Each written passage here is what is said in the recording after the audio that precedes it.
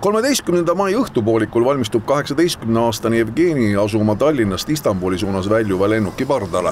Paraku sinna noormees ei jõudnud, sest ennem seda pidasid ta kinni kaitsepolitsei ametnikud. Noormehe puhul on siis alust kahtlustada seda, et ta plaanis reisida Süüriasse, et liituda terroristliku organisatsiooniga ja seetõttu, kuna see on kuritegu, siis kaitsepolitseiamet otsustas sekkuda ja tõkestas tema edasised reisiplaanid.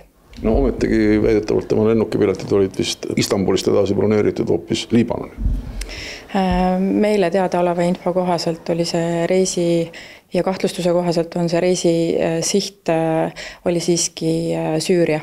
Sellises olukorras peab olema küll väga hea eelteadmine, et inimesel tõepoolest sellised kavatsused olid. Lennu planeeritud sihtkohta ta ju ei jõudnudki.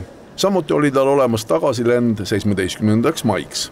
Tõendid annavad aluse kahtlustada tõesti seda, et ta plaanis liituda terroristliku organisatsiooniga ja eeluurimisel on selgunud, et isik tarbis suures koguses terroristlikku propagandat. Näeme seda tendentsi ka mujal Euroopas, kus siis võib öelda, et füüsiline džihaad on liikumas virtuaalkeskkonda ja virtuaalkeskkonnas siis jagatakse üsna detailseid juhiseid, kuidas ja milliseid rünnakuid toime panna. Et antud juhul meil ei ole Eestis seadust, mis lubaks siis terroristliku propaganda tarbimist piirata. Kaitsepolitsei on noormest jälginud juba pikema aja vältel ja see sellise kahtlustuseni ka viis. Samuti leiti noormehe pagasist erinevat militaarvarustust.